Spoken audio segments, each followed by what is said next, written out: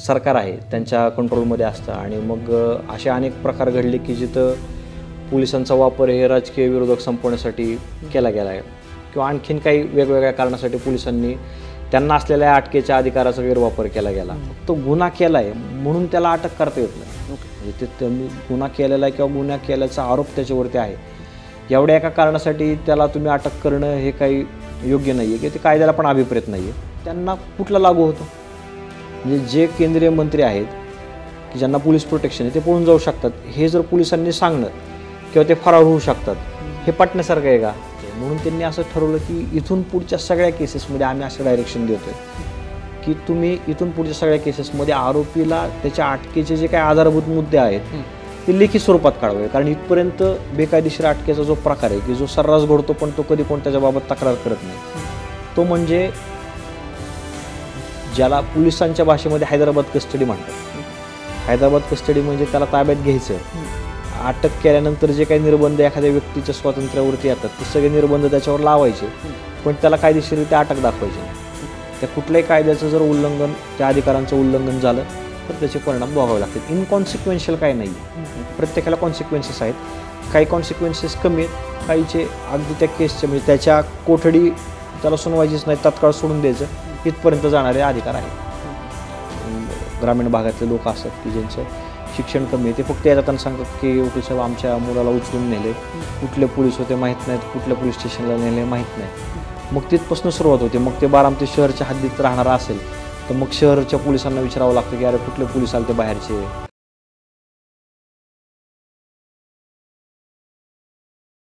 नमस्कार, मी धीरज घोरपडे. आपल्या सर्वांचं स्वागत आहे विचारमंथनवर.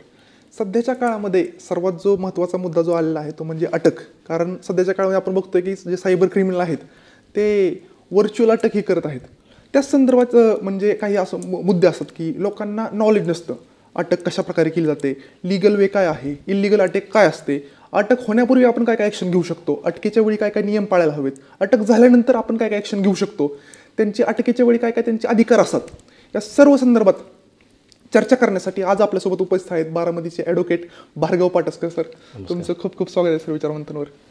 तर हा जो आत्ता जो मुद्दा चालला आहे, कारण आपला भरपूर दिवस झालं फोनवर पण फोन केले की जे डिजिटल अरेस्ट वगैरे काही अशा फ्रॉड गोष्टी झालेल्या आहेत, तर त्या संदर्भात मला एक प्रश्न आहे की नक्की पोलिसांनी लिगली अरेस्ट कशा प्रकारे करायला हवी? मुळात अटक ही जी केली जाते तो एक तपासाचा भाग आहे. आणि पोलिसांना तपास करत असताना जे दखलपात्र गुन्हे आहेत अशा गुन्ह्यामध्येच फक्त कोर्टाच्या परवानगीशिवाय तपास करून त्याच्यामध्ये आरोपीला अटक करता येतं.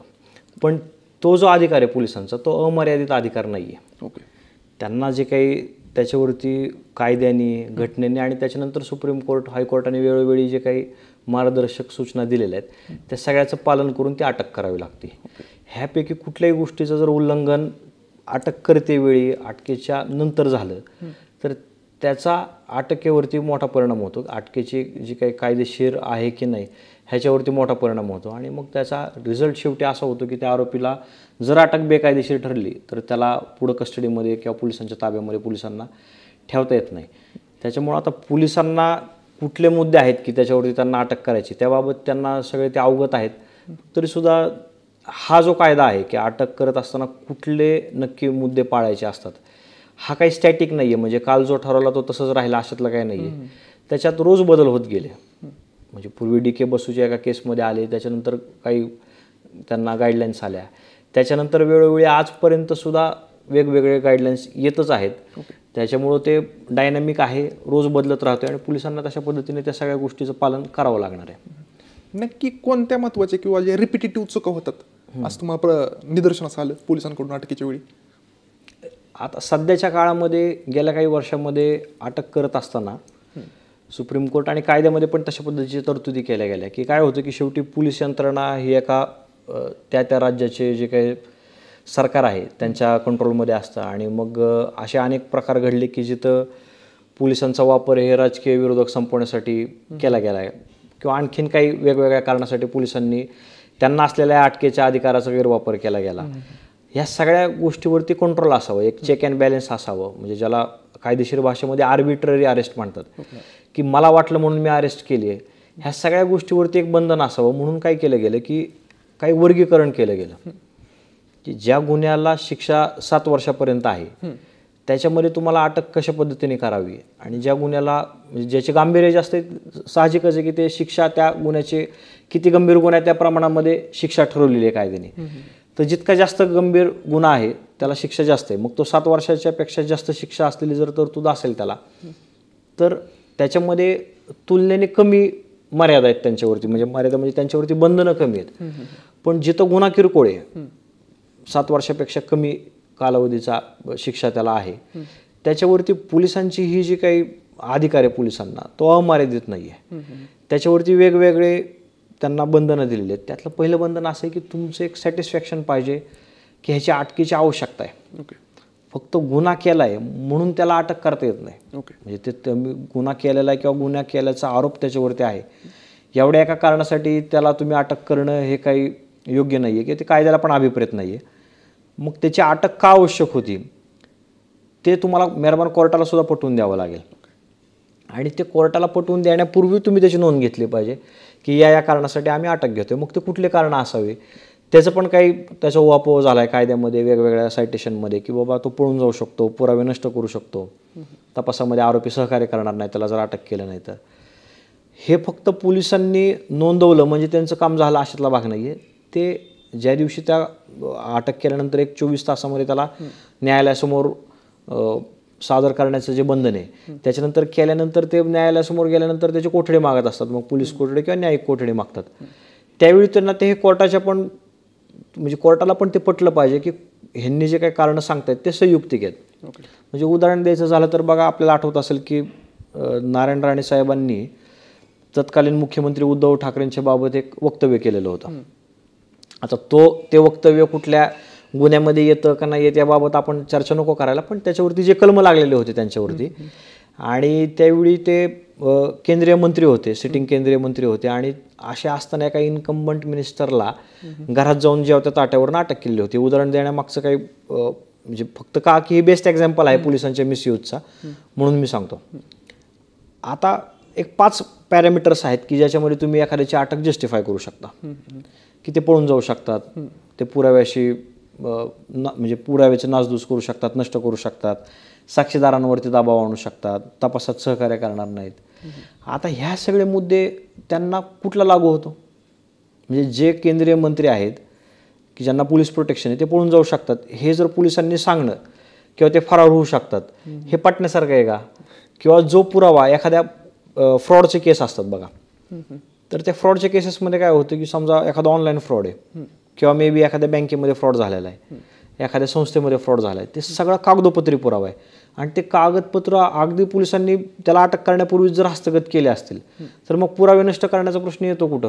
म्हणजे फक्त पोलिसांनी त्या 5 पैकी एखादं कारण दिलं की या कारणासाठी मला त्याची अटकेची आवश्यकता होती एवढं करून भागणार नाहीये.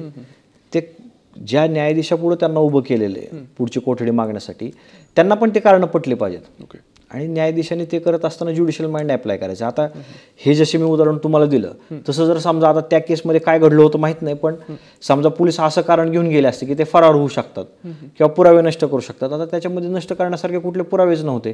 तपासामध्ये काय केलं जातं कारण ते एक स्टेटमेंटवर नसल्यामुळे साहजिक म्हणजे जनरल कोर्समध्ये काय होतं की अशा आरोपींचे व्हॉइस सॅम्पल घेतले जातात. आता त्या व्हॉइस सॅम्पल नष्ट करणं वगैरे अशा काही गोष्टी होऊ शकत नाहीत ना. त्याच्यामुळे त्यांची अटकेची आवश्यकता जर नसेल तर कोर्टावरती बंधन घातलेलं आहे आता की त्याची जर अटक संयुक्तिक नसेल तर तुम्ही त्याची कुठल्याच प्रकारे कोठडी पुढे त्याला सुनवायची नाही. मग ते पोलीस कोठडी असेल किंवा न्यायालयीन कोठडी असेल त्याला तत्काळ तिथं सोडून द्यायचा. हा एक भाग होता.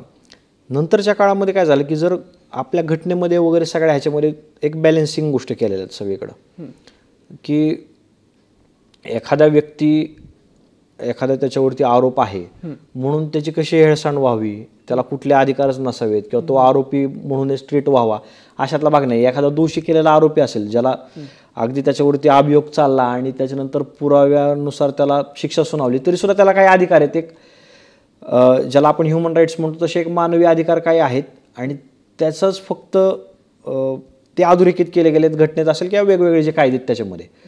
तर घटनेतल्या काही कलमामध्ये असं तरतूद दिलेली की जेव्हा तुम्ही एखाद्या व्यक्तीला अटक करता तर ते तुम्ही त्याला नक्की कुठल्या मुद्द्यांवरती अटक करता हे त्याला माहीत झालं पाहिजे. त्याला जर माहीतच होत नसेल की मला का अटक होतीये किंवा कुठल्या मुद्द्यांसाठी मला अटक होतीये, तर त्यांनी मग कोर्टामध्ये ज्या दिवशी त्याला कोर्टासमोर हजर करतील आणि मग तिथं पोलीस मागणार आहेत की बाबा मला ह्याला कोठडीमध्ये घ्यायचं आहे, तर तो त्याला विरोध कसा करू शकतो. म्हणून त्याला त्याची पुरेशी संधी मिळावी म्हणून ते घटनेत एक तरतूद होती.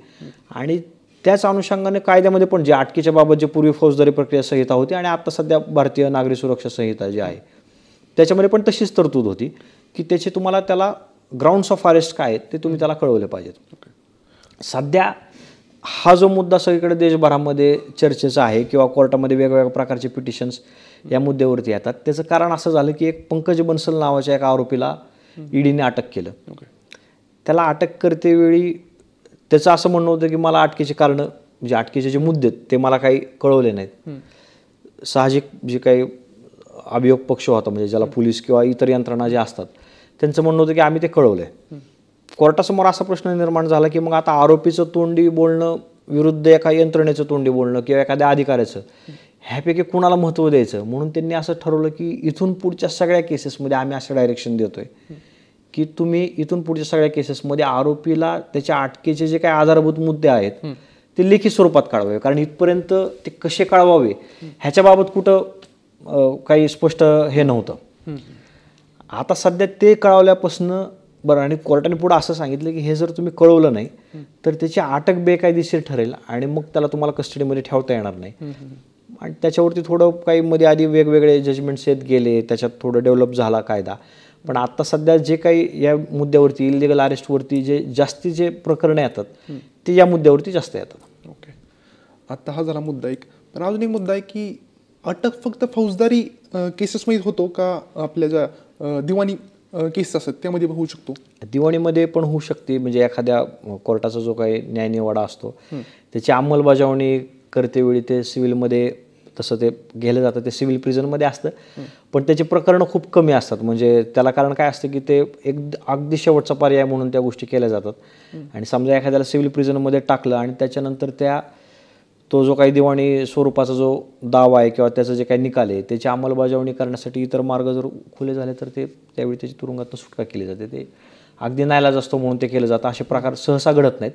पण फौजदारीच्या अनुषंगानं दोन प्रकार घडतात. एक म्हणजे दखलपात्र गुन्हा घडल्यानंतर जी अटक होती ती सगळ्यांना आपल्याला माहितीच आहे. पण दखलपात्र गुन्हा घडू नये म्हणून एक प्रतिबंधात्मक अटक सुद्धा पोलीस करू शकतात. की पोलिसांचं काम हे काही फक्त गुन्हा झाल्यानंतर तपास करणं आणि त्या आरोपीला शिक्षा देणे हे नाहीये, तर गुन्हा घडू नये हे जे काही प्राथमिक कर्तव्य आहे ते करत असताना जर त्यांना वाटलं की हा एखादा व्यक्ती आहे की ज्याच्याकडनं एखादा दखलपात्र गुन्हा घडू शकतो ते त्याला ताब्यात घेऊन त्याला अटक करू शकतात. अर्थात त्याच्यावरती पण मर्यादा आहेत. त्याचबरोबर काही स्पेशल ॲक्ट जे आहेत समजा म्हणजे MPDA वगैरे असे काही आहेत की त्यांना स्थानबद्ध करता येतं. म्हणजे त्या सदर आरोपींना जे थोडे हिस्ट्री शीटर आहेत ज्यांच्यावरती म्हणजे काही प्रकारचे गुन्हे आहेत त्यांना ते गुन्हे करतात आणि त्यांना प्रतिबंध करण्यासाठी ते सतत गुन्हे करतात त्यांना प्रतिबंध करण्यासाठी म्हणून त्यांना स्थानबद्ध करणं आवश्यक आहे असं जेव्हा पोलिसांना वाटतं त्याला पण एक प्रक्रिया आहे. असं त्यांना वाटलं म्हणून ते करू शकत नाहीत. ते after due process of law ते त्यांना स्थानबद्ध एक ठराविक कालावधीसाठी करू शकतात. ओके, तर जर बेकायदेशीर एखाद्याला अटक जर होत असेल तर त्यावेळी नागरिक काय काय ॲक्शन घेऊ शकतात? तर नागरिकांच्या दृष्टीने आता काय आहेत की हे जे मुद्दे आहेत की त्यांना लेखी स्वरूपात देणं वगैरे त्यापेक्षा एक आणखीन बेकायदेशीर अटकेचा जो प्रकार आहे की जो सर्रास घडतो पण तो कधी कोण त्याच्याबाबत तक्रार करत नाही, तो म्हणजे ज्याला पोलिसांच्या भाषेमध्ये हैदराबाद कस्टडी म्हणतात. हैदराबाद कस्टडी म्हणजे त्याला ताब्यात घ्यायचं, अटक केल्यानंतर जे काही निर्बंध एखाद्या व्यक्तीच्या स्वातंत्र्यावरती येतात ते सगळे निर्बंध त्याच्यावर लावायचे पण त्याला कायदेशीररित्या अटक दाखवायची नाही. हल्ली हे प्रकार कमी घडतात कारण CCTV वगैरे आहेत. सर्वोच्च न्यायालयाच्या सगळ्या पोलीस स्टेशनला काही डायरेक्शन्स आहेत की त्यांनी CCTV आता 1 वर्षापर्यंतचे जतन करायचे आहेत.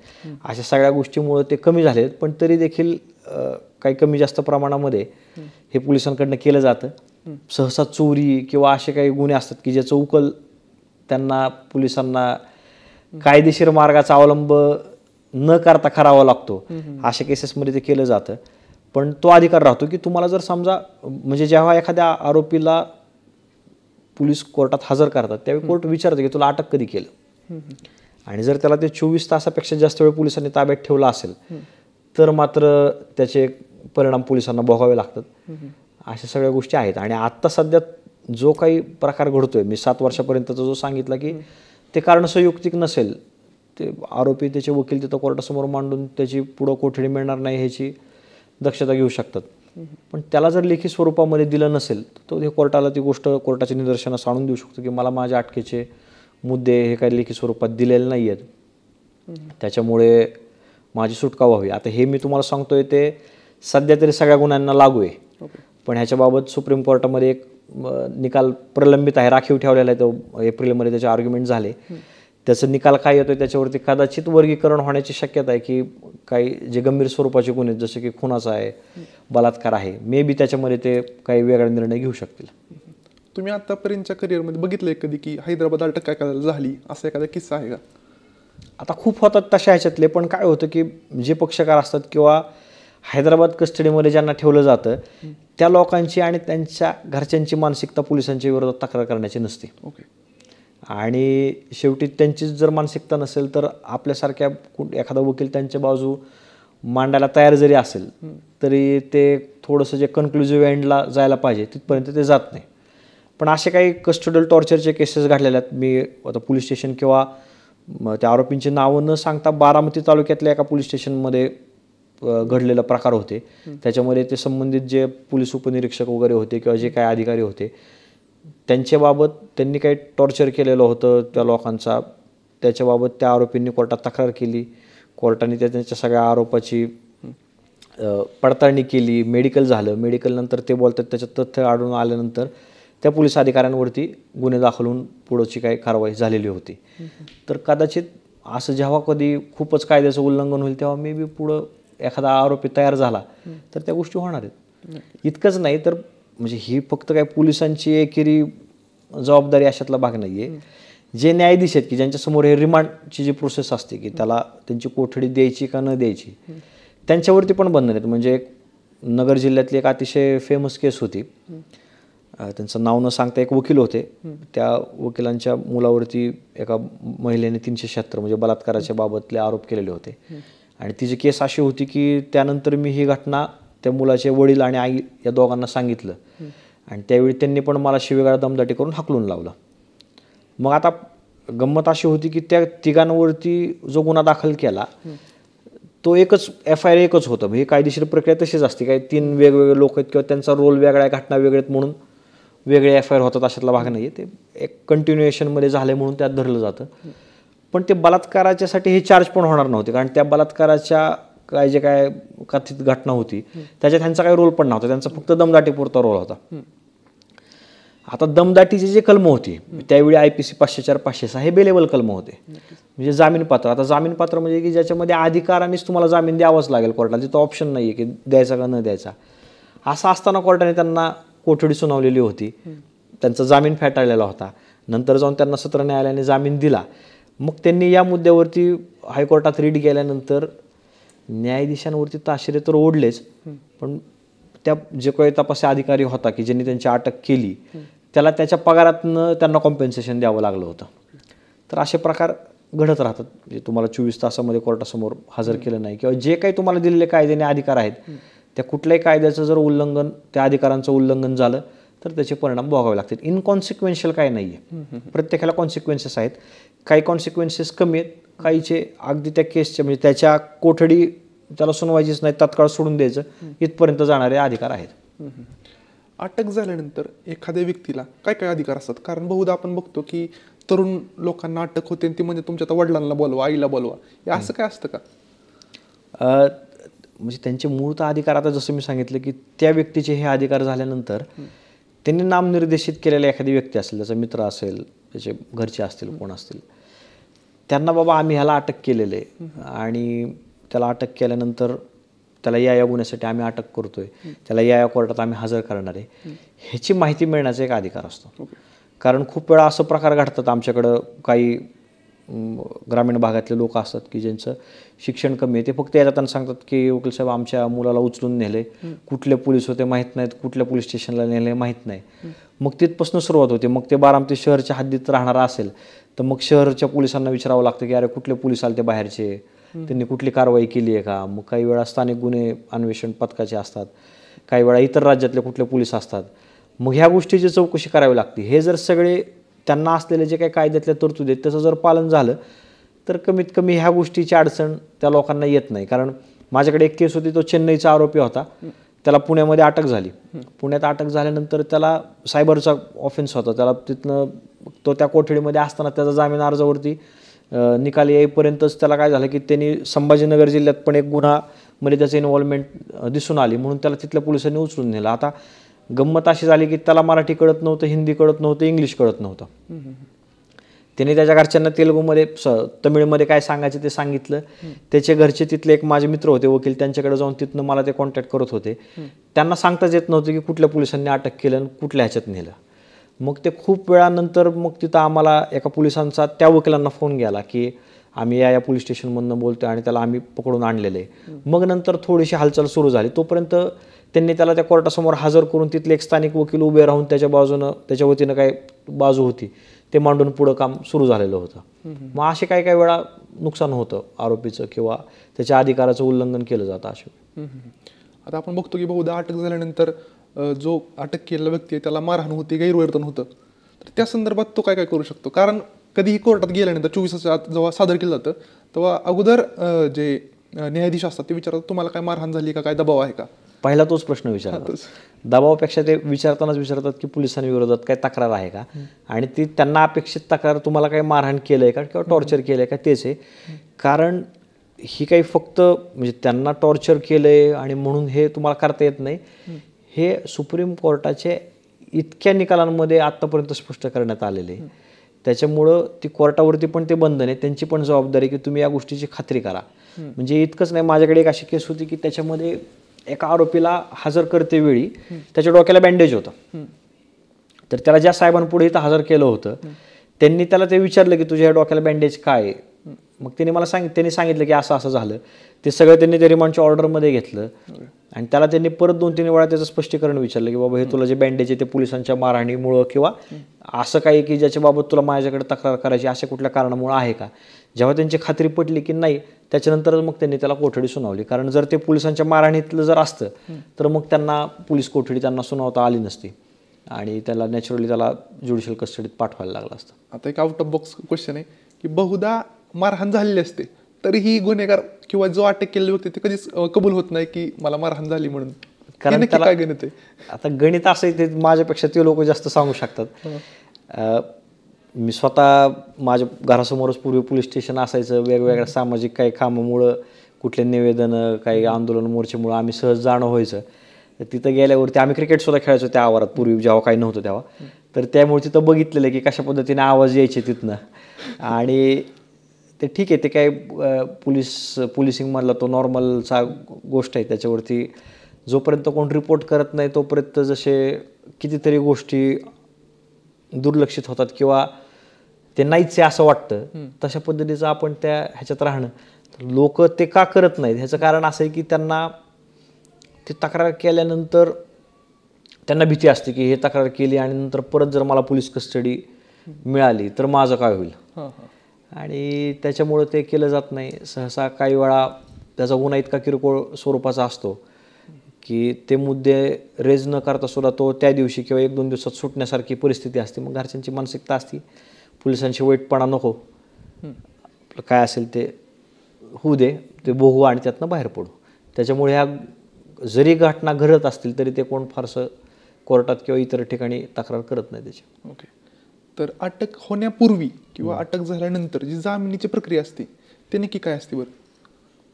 आता अटकेपूर्वीची तर आता 2 गोष्टी जशा मी तुम्हाला सांगितलं की त्याला एक तिसरा पर्याय आलेला आहे की जामीन घेतलाच पाहिजे असं काही आवश्यक नाही आहे. एखादा तुमच्यावरती दखलपात्र गुन्हा आहे तर पोलीस तुम्हाला एक नोटीस देऊ शकतात की बाबा तुमच्यावर असा असा गुन्हा आहे, त्याला शिक्षा 7 वर्षापेक्षा कमी आहे, तुम्ही आम्हाला तपासात सहकार्य करा. ते तपासात सहकार्य करणे का आम्ही तुम्ही या ठिकाणी एवढ्या वेळ वाजता उपस्थित राहा. आणि जोपर्यंत तुम्ही आम्हाला सहकार्य करताय तोपर्यंत आम्ही तुम्हाला अटक करत नाही आहे. जशी तुम्हाला मी मगाशी उदाहरणं दिले, असे बहुतेक केसेस असे असतात की ज्याच्यामध्ये अटकेची आवश्यकताच नसते. मग त्याला अटक न करता जर तपास पुढं जात असेल तर मग त्याला अटक कशासाठी करायची? मग अशा वेळी जेव्हा पोलिसच तुम्हाला सांगतात की अटकेची गरजच नाही आहे, तर मग अटकपूर्व जामिनासाठी सुद्धा जाणं गरजेचं नाही आहे. कारण अटकपूर्व जामिनासाठी असं आहे की तुम्हाला रिजनेबल ॲप्रिहेन्शन पाहिजे. म्हणजे पोलीस तुम्हाला अटक करतील ह्याची भीती पाहिजे, ती रिजनेबल पाहिजे. उगीच मला वाटलं अशी भीती नाही. तर तशी भीती जर तुम्हाला वाटत असेल तरच तुम्ही अटकपूर्वसाठी जावं. मग ते परत जे फॅक्टर्स असतात की गुन्हा किती गंभीर स्वरूपाचा आहे, तुमच्या अटकेची गरज आहे का, तुमच्यावर पूर्वी काही केसेस आहेत का. साधारणपणे अटकपूर्व किंवा अटकेनंतरच्या पण जामिनाला जे काही पॅरामीटर्स कोर्ट विचारात घेतं ते एकसारखेच असतात. फक्त अटकपूर्व जामिनापेक्षा जो अटक झालेला नंतरचा जो जामीन असतो तो तुलनेने जरा सोपा राहतो. कारण त्याला अटक केल्यानंतर त्याच्याकडनं कस्टडीत ठेवून जे काही साध्य करायचं ते पोलिसांना साध्य झालेलं असतं. ते अटकपूर्वमध्ये काही वेळा त्यांना एखादं हत्यार जप्त करायचं असतं, काही गुन्ह्याच्या बाबत काही समजा अनोळखी आरोपी आहेत त्यांची नावं निष्पन्न करायची असतात, एखादा कट रचला गेला असेल तर तो कट कुठं रचला गेला, अशी कुठली फॅक्ट डिस्कवर करायची असते. त्यामुळं अटकपूर्व जामीनपेक्षा हा तुलनेने सोपा राहतो. ओके. एक जे बहुधा बोललं जातं किंवा एक नियमच म्हणला जातो की jail is exception and bail is the rule, यावर तुमचं काय मत आहे? हा आहे, पण तो प्रॅक्टिकली फॉलो होत नाही. ओके. पण त्याला कारण असे की सुप्रीम कोर्टाचे जे निकाल आहेत की जे न्यायनिवाडे खालच्या कोर्टांवरती, खालचे म्हणजे आपण काही कोणाला कमी जास्त लेखत नाही, पण जे बोलीभाषेत बोललं जे ट्रायल कोर्ट्स आहेत की जिथं जामिनाची सुनावणी होती, म्हणजे एकतर प्रथम वर्ग न्यायदंडाधिकारी असतात किंवा मग सत्र न्यायाधीश असतात. जे काही न्यायनिवाडे आहेत तर ते कसे आहेत की दोन्ही बाजूचे आहेत. म्हणजे काही ठिकाणी असे आहेत की उदाहरणार्थ कोविडच्या काळामध्ये तुरुंग इतके गच्च भरले होते आणि मग तिथं तुरुंगात सोशल डिस्टन्सिंग वगैरे हे काही शक्य नव्हतं. म्हणून त्यांनी काय केलं होतं की एक सुप्रीम कोर्टाने काही निर्देश दिले. त्यांचं ते टायटलच होतं डिकंजेस्शन ऑफ जेल्स वगैरे करण्यासाठी म्हणून. आणि त्यात त्यांनी मग सांगितलं की कशा प्रकारच्या कायद्यांना तुम्ही सोडण्यासाठी हे करा. मग त्याच्यात त्यांनी वय मर्यादा घातली की एखाद्याचं 60 वर्षाच्या वर, आता मला वय आठवत नाही नक्की, पण उदाहरणार्थ जे वयस्कर जास्त आहेत, ज्यांना आजार आहेत, कोमॉर्बिडिटीज होते की जे डायबिटीस आहेत, बीपी आहेत, अशा लोकांना प्राधान्याने मग तुम्हाला त्यांना जामीन देता येतोय का बघा. हे सगळं केलं आणि शेवटी सांगितलं, पण हे करत असताना परत तुम्ही ते गुन्ह्याची तीव्रता बघून रिजेक्ट करू शकता. आता गुन्ह्याची तीव्रता वगैरे ह्या ज्या गोष्टी आहेत ना, त्याच्यात कायद्यात कुठं व्याख्या नाही आहे त्याची. म्हणजे कुठलाच कायदा गंभीर स्वरूपाचा गुन्हा किंवा गंभीर नसलेला गुन्हा असं कुठं डिफरन्शिएट करत नाही. प्रत्येक गुन्हा हा गंभीरच असतो. मग ते काय होतं की आता त्याचं गंभीर प्रत्येक तो न्यायाधीशावरती अवलंबून आहे. म्हणजे समजा बारामतीमध्ये तुम्हाला 200 ग्रॅम गांजा सापडला तर तो गंभीर स्वरूपाचा गुन्हा असू शकतो. पण तेच मुंबईमध्ये एखादा नायजेरियन सापडला 200 ग्रॅम गांजासाठी, त्यांच्यासाठी तर किरकोळ तो लगेच सुटून जाईल. ते कुठलं ठिकाण आहे, तिथं तो कोण ज्युडिशियल ऑफिसर आहे, त्याचा पर्स्पेक्टिव्ह काय आहे. बरं, ते दोघं जण दोन्ही ठिकाणचे अधिकारी त्यांच्या दृष्टीने बरोबर असतात, कारण त्यांना डिस्क्रिशन आहे, म्हणजे प्रिरॉगेटिव्ह त्यांचं असतं की ह्याला जामिनावर सोडायचं का न सोडायचं. त्याला असं स्ट्रेट जॅकेट फॉर्म्युला काय नाही आहे. पण bail is rule, jail is exception हे जरी असलं तरी प्रॅक्टिकली ते फॉलो होताना जर दिसत असतं तर आत्तापर्यंत जेल रिकामे झाले असते. खूपच काही ठराविक तुरळक केसेस आहेत की ज्याच्यामध्ये खरंच त्या लोकांना आत ठेवल्यानंतर काहीतरी साध्य होतं. असे कितीतरी केसेस आहेत की ज्याच्यामध्ये केसचा निकाल लागेपर्यंत सुद्धा ते लोक तुरुंगातच राहतात, त्यांना जामीन मिळत नाही आणि शेवटी ते निर्दोष सुटतात. म्हणजे 5-5, 6-6 वर्ष सुद्धा तुरुंगात बसून लोक निर्दोष सुटलेत. आणि त्या उलट काही लोक अटकपूर्व जामीन मिळतो पण शेवटी केसचा निकाल लागल्यानंतर सुद्धा त्यांना शिक्षा झालेले लोक आहेत. त्याच्यामुळं एखाद्याला जामीन मिळतो किंवा न मिळत ह्याचा आणि केसचा ह्याच्यात काही नाही आहे. सध्या मात्र सुप्रीम कोर्टाने 2 वर्षापूर्वी साधारण एक सत्येंद्र कुमार अंटीलच्या केसमध्ये ज्यावेळी जामीन वगैरे या सगळ्याबाबत चर्चा करत असताना केंद्र सरकारला निर्देश दिलेत की तुम्ही जामिनाच्या बाबत एक वेगळाच कायदा तयार करा. आणि तो अजून तरी काही त्याचा ड्राफ्ट वगैरे आलेला नाही आहे, पण शक्यता आहे की तो येईल लवकर या त्या काळामध्ये. तुम्ही जो आता मुद्दा सांगितलाय, काही काही लोक 4-4, 5-5 वर्ष पण जेलमध्ये काढतात चूक नसताना, नंतर कारण ते निर्दोष सुटतात. ह्या जो त्यांचा काळ जो व्हायला जातो त्या संदर्भात काही त्यांना भरपाई दिली जाते का, आणि ती भरपाई इनफ असते का? आता थोडं त्यासाठी तुम्हाला परत कायदेशीर प्रक्रिया समजून घेणं गरजेचं आहे की आपल्याकडं काय आहे की एकतर एक गृहीतक आहे. पहिली गोष्ट की जोपर्यंत त्याला शिक्षा लागत नाही तोपर्यंत तो निर्दोष आहे हे असं अज्युम केलं जातं बहुतेक केसेसमध्ये. काही पॉक्सो वगैरे काही एक्सेप्शनल केसमध्ये उलटं प्रिझम्पशन असतं, पण इतर वेळी सगळीकडे असंच अज्युम केलं जातं, प्रिझम केलं जातं. त्याच्यानंतर एक डिग्री असते की की कुठल्या डिग्रीपर्यंत प्रूफ आवश्यक आहे. तर जेव्हा पोलिसांना त्यांची केस सिद्ध करायची ती बियॉन्ड रिझनेबल डाऊट सिद्ध करायची आहे, तो एकदम हाय स्टँडर्ड आहे. काही वेळा असं होतं की त्यांनी पुरावे आणलेत पण ते त्या कक्षेत नाही आहेत बियॉन्ड रिझनेबल डाऊटच्या ह्याच्यात, म्हणून सुद्धा आरोपी सुटतात. काही ठिकाणी तो पुरावा अगदीच तकलादो असतो की त्याच्यामध्ये त्यांच्या विरोधात प्रथमदर्शनी सुद्धा कुठली केस नसते. आणि काही वेळा ते आरोपी जे असतात ते असा इतका चांगला पुरावा आणतात की ज्याच्यावरनं ते तिथं त्यांनी तो गुन्हा करण्याची 1% सुद्धा शक्यता नसते.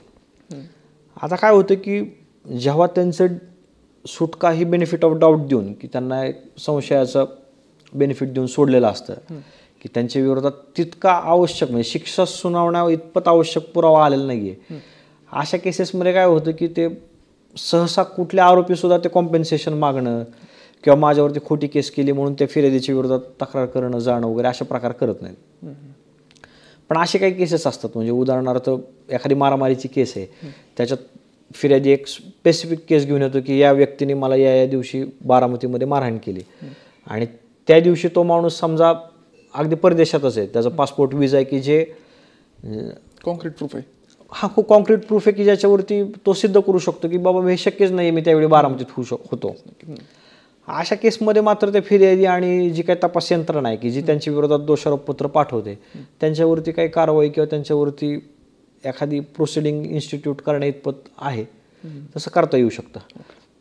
कोर्ट म्हणतं अशा लोकांना तुम्ही कॉम्पेन्सेट करा, पण त्यांचं गेलेलं आयुष्य कुठलं कॉम्पेन्सेट होऊ शकत नाही. म्हणजे ते एक श्लोक आहे, खरेदी मिळेना कुठे आयु घेता, जगी सर्व काही मिळे हाटी जाता, खरेदी मिळेना कुठे आयु घेता. की म्हणजे हाटी म्हणजे बाजारी गेल्यावर सगळं विकत मिळतं, पण हाटी गेल्यानंतर सुद्धा म्हणजे बाजारी कुठेही गेला तरी आयु कुठे विकत घेता असं ते प्रश्न आहे. असे खूप लोक आहेत की जे न केलेल्या गुन्ह्यासाठी आत बसलेले आहेत आणि त्यासाठी थोडंसं ते जामिनाच्या बाबतच जे काही कायदा नवीन येईल त्याच्यात थोडेसे पॉझिटिव्ह बदल जर झाले तर कदाचित भविष्यामध्ये अशा लोकांची संख्या कमी होईल. तुमच्या आतापर्यंतच्या करिअरमध्ये अशी एखादी केस होती का की ज्यामध्ये बेल मिळवण्यासाठी तुम्हाला तुमच्या मेहनतीची पराकाष्ठा करावी लागली? आता मी नाव सांगत नाही, पण एक केस अशी होती की त्याच्यामध्ये 4 आरोपी होते आणि त्या 4 मधले 3 लोक खरं त्या घटनेत सामील होते.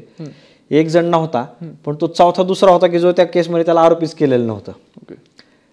त्या व्यक्तीला अक्षरशः काही ना काही कारण असतो त्याला जामीन मिळेपर्यंत त्याचे 4-5 वर्ष तुरुंगात गेलेले होते.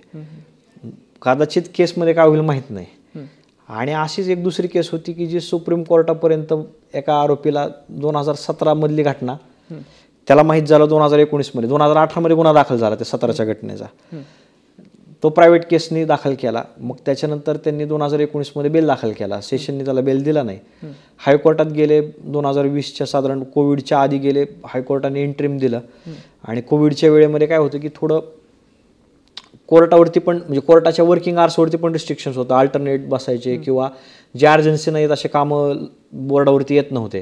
त्याच्यामुळे ह्याचं मॅटर जवळपास 2-3 वर्ष बोर्डावरच आलं नाही आणि त्याला इंटरिम प्रोटेक्शन असल्यामुळं तोही निर्दस्त होता. कोर्टाला पण अर्जन्सी नव्हती. 2-3 वर्षांनी आलं. कोर्टाने काय कारण असतं हायकोर्टाने त्याला बेल दिला नाही. बेल रिजेक्ट झाल्यानंतर त्याला परत 1 महिन्याचे कालावधी दिला हायकोर्टामध्ये अपील करण्यासाठी म्हणून. सहसा आता हे पण असं रिलीफ देत नाहीत, पण तो 3 वर्ष इंटरिम रिलीफवरती होता म्हणून ते रिलीफ त्यांचं कंटिन्यू केलं. सुप्रीमला गेलं, सुप्रीमने त्याला 1ल्याच तारखेला इंटरिम रिलीफ कंटिन्यू केलं. तिथनं पुढं युजली सुप्रीम कोर्टात 1 ते 2 हिअरिंगमध्ये एकतर त्याला बेल मिळतो किंवा रिजेक्ट होतो. ह्याची केस अशी होती की ह्याच्या केसमध्ये जवळपास 13 हिअरिंग झाल्या आणि त्या 13 पैकी 12 हिअरिंगला तर पहिली हिअरिंग सोडली तर ज्याच्या स्टेटकडनं कोण नव्हतं, तिथनं पुढच्या प्रत्येक हिअरिंगला सरकारी वकील जे तिथले होते ते सांगायचे की आम्हाला ह्यांची आवश्यकताच नाही आहे ह्यांच्या अटकेची, ह्यांना बेल देऊन टाका. म्हणजे बेल देऊन टाका असं नाही, पण बेल दिला तरी आम्हाला हरकत नाही. आणि ते रेकॉर्डेड होतं, म्हणजे ते कोर्टाच्या ऑर्डरमध्ये पण ते रिफ्लेक्ट होईल की हे अपोज करत नव्हते. अशी परिस्थिती असताना त्याला प्रत्येक वेळी अडचण यायची. शेवटच्या तारखेला तो असं मला म्हणाला की बाबा आता मी वैतागलोय, आज बेल झाला नाही तर ते कोर्टाला सांगा माझं रिजेक्ट करा, मी इथनं जाणार आणि हजर होणार. आणि तिथं जे बेंच होतं ते चेंज झालं, नवीन बेंच आलं. ते नवीन बेंचने आर्ग्युमेंट सुद्धा न ऐकता त्याचं सगळं रेकॉर्ड बघितलं. ते म्हणले दिस अपिअर्स टू बी अ फॉल्स केस, त्याला बेल देऊन टाकला. तर त्याला तो बेल मिळाला 2024 मध्ये 2017च्या प्रकरणाचा. म्हणजे एक प्रकारे जी काही शिक्षा असावी ती त्याला या प्रक्रियेतच, म्हणजे भारतामध्ये प्रोसेसच पनिशमेंट असते, त्या प्रोसेसमधनं जाईपर्यंतच ते होतं. अशीच एक केस झालेली होती, त्याच्यात मी फिर्यादीकडनं होतो. एक मुलगा एक सज्ञान मुलीला घेऊन पळून गेलेला होता आणि तिच्या वडिलांनी तिची पळून नेल्याबद्दल तक्रार दाखल करण्यासाठी खूप प्रयत्न केले, पण ती मुलगी सज्ञान असल्यामुळे पोलीस काही तक्रार घेत नव्हते. मग शेवटी आम्ही हायकोर्टामध्ये एक हेबियस कॉर्पसचं पिटिशन दाखल केलं. त्याच्यानंतर पोलिसांना आदेश झाले की तुम्ही गुन्हा दाखल करा. गुन्हा दाखल झाला. गुन्हा दाखल झाल्यानंतर पोलिसांनी त्यावेळी ज्या मुलाचं नाव त्याच्या वडिलांनी दिलेलं होतं, त्या मुलीच्या वडिलांनी, तेवढ्या एकाच विरोधात गुन्हा दाखल झाला. आणि नंतर तपासामध्ये आणखीन एका मुलाची इन्व्हॉल्वमेंट आली की ज्याने ह्यांना पळून जायला प्रोत्साहन दिलं असं पोलिसांचं म्हणणं होतं, की मदत केली. त्याला अटक केलं. त्याला अटक केल्यानंतर आता तो तर मुख्य आरोपी, मदत करणारा जो होता त्याला अटक केलं. त्याला अटक केल्यानंतर त्याचा बेल रिजेक्ट झाला सेशनला. त्याचा बेल रिजेक्ट झाल्यानंतर दरम्यानच्या काळामध्ये ते जे रिट पिटिशन होतं ते संपलेलं नव्हतं. त्याच्यामध्ये पोलीस कंप्लेंट्स रिपोर्ट मागत होते की तुम्ही काय केलं, शोधलं का, सापडले का, कोर्ट मागवत होतं पोलिसांना. ते पोलिसांना काय ते मुलगी आणि तो ज्याच्याबरोबर सपोजली पळून गेले होते ते काही सापडले नाहीत. ते सापडलं नाही म्हणल्यावरती त्यांनी ते तपास ह्युमन ट्रॅफिकिंग डिपार्टमेंट जे होतं पोलिसांचं त्यांच्याकडे वर्ग केला. त्यांनी पण प्रयत्न केले, खूप जेवढे काही प्रयत्न करायचे ते सगळे केले, त्यांनाही ते मुलगा आणि ती मुलगी मिळून आले नाही. त्याच्यानंतर कोर्ट पोलिसांवरती काहीतरी ॲक्शन घेण्याचे बेतात होतं की तुम्ही नेक्स्ट डेटपर्यंत जर काही त्यांचा तपास नाही लावला तर हे करू. आणि मग अनफॉर्च्युनेटली कोविड लागल्यामुळं मग परत त्याचे जे स्पीडी प्रोसिडिंग होतं ते थोडंसं स्लो झालं, लांबच्या तारखा मिळत गेल्या. तर तो जो मदत करणारा होता तो कमीत कमी 7 ते 8 महिने तो तुरुंगात होता. शेवटी हायकोर्टामध्ये जेव्हा त्याचा बेल त्यांनी दाखल केला त्याच्या वकिलांनी, त्यावेळी फिर्यादीने स्वतःहून सांगितलं की मला काय ह्याच्याशी वैर नाही आहे किंवा ह्याच्याकडनं 6-6 महिन्यात माझ्या मुलीचा तपास लागलेला नाही आहे, आपल्याला त्याला बेल द्यायला काही हरकत नाही असं तुम्ही स्वतःहून सांगून टाका. त्याने स्वतःहून सांगितलं, त्याचा बेल झाला.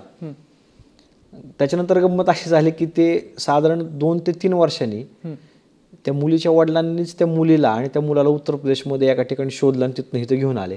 आणि ते आल्यानंतर त्या मुलीने इथं स्टेटमेंट दिलं बारामती तालुका पोलीस स्टेशनला की मी माझ्या इच्छेनेच निघून गेलेले होते, मला काय कोणी पळवून नेलेलं नव्हतं. आता गंमत अशी आहे की जो मुख्य आरोपी होता, ज्याच्या विरोधात मुख्य आरोप होता, तो ह्या सगळ्यातनं मोकळा आहे. मदत करणारा मात्र अजून कोर्टात रोज येतोय. आता तो मदत करणारा रोज कोर्टात येण्यामागचं कारण असं आहे की प्रोसेस अशी आहे की आता तो 1 नंबरचा आरोपीचं पोलिसांनी ते काय स्टेटमेंट त्या मुलीचं वगैरे घेतलं, त्याच्यानंतर पोलिसांना आता त्याच्या विरोधात दोषारोपपत्र पाठवण्यासारखी परिस्थितीच नाही आहे ना, कारण ते मुलगीच येऊन सांगते की मी स्वतःहूनच निघून गेलेले होते, त्यामुळे तो गुन्हा संपला. पण त्याच्यापूर्वीच ह्या आरोपीच्या विरोधात दोषारोपपत्र कोर्टात गेलेलं होतं. आता त्याचं पुरवणी कोर्टात येत नाही. असे जे काही रेड टॅपिझम म्हणतो आपण, लालफितीचा कारभार जसा आहे, तर त्या प्रोसेसमध्ये आता ते कधीतरी कोर्टात येईल, त्याच्यानंतर कदाचित हा डिस्चार्ज होईल किंवा मग केस चालवून त्याचा निकाल लागेल आणि तो संपेल. ते पुढं काय होईल ते माहीत नाही, पण त्याला आज रोज कोर्टात यावं लागतं तारखेला. अजून पण तो अडकलेलाच आहे. तो अडकला. जो मुख्य होता ते मोकळेत, ती मुलगी मोकळी, सगळे मोकळेत, पण ह्याला यावंच लागतं. मदत करणारच तर अडकून बसला रोज. म्हणजे जे काही तारीख असेल ती चुकली तर त्याला कोर्ट काही सुट्टी देत नाही. आपल्याकडे अशी कुठली, बरं तो हायकोर्टात जाऊन करू शकतो पण त्याची आर्थिक परिस्थिती वगैरे या सगळ्या गोष्टीमुळे कदाचित तो जात नसेल. पण आपल्याकडे प्रोसेस अशी आहे की ह्या गोष्टीला त्याला त्याच्यातनं मार्ग काढण्यासाठी झटपट मार्ग त्याला इथल्या कोर्टात मिळू शकत नाही. आता अशी सगळी किचकट अवस्थेत तो सापडलेला आहे. हा, म्हणजे त्याला मदत करणं महागात पडलेलं आहे आता. सर, शेवटचा प्रश्न, विचार मंथन मार्फत लोकांना काय सल्ला द्याल, कायदेशीर एक सल्ला द्यायचा म्हणलं तर? तुमचे सगळे व्हिडिओ बघा, बाकी काही गरजच लागणार नाही त्यांना, कारण तुम्ही आजपर्यंत जेवढे काही पॉडकास्ट केले किंवा जे सगळे केले त्यातनं सोप्या भाषेत जास्त टेक्निकल टर्म्समध्ये न जाता लोकांना कायदेशीर त्यांचे अधिकार काय आहेत आणि लोकांवरती फक्त अधिकारच अशातलं बघणार, आपल्यावरती पण काही बंधन आहेत. म्हणजे असे वेगवेगळे आहेत. आता ते कधीतरी वेगळ्या ह्याच्यात चर्चा करता येईल. तर ते सगळ्याचं पालन केल्यानंतर मला वाटतच नाही की त्यांना जसं म्हणतात की पोलिसांची म्हणजे पोलीस स्टेशन आणि कोर्टाची पायरी चढू नये. ह्याच विचारमंथनच्या मार्फत सगळ्यांना शुभेच्छा. नक्कीच सर, नक्कीच. धन्यवाद सर, तुम्ही आमच्या चॅनलची एवढं स्तुती केल्याबद्दल. आणि आज आपण अटक अटक होण्यापूर्वी काय करू शकतो, अटक होत असताना काय करू शकतो, अटक झाल्यानंतर काय करू शकतो, या सर्व संदर्भात तुम्ही लय विस्तृतपणे इन्फॉर्मेशन दिली. टेक्निकल टर्म्स लोकांना समजेल असं लेमन टर्म्समध्ये पण तुम्ही भरपूर सारी इन्फॉर्मेशन दिली. जर कोणावर अन्याय होत असेल या संदर्भात पण काय काय करू शकतो आपण, या सगळ्या तुम्ही इन्स्ट्रक्शन दिल्या, त्याबद्दल तुमचे खूप खूप धन्यवाद. थँक्यू. आणि तुमच्या पुढच्या जर्नीसाठी खूप खूप शुभेच्छा. थँक्यू.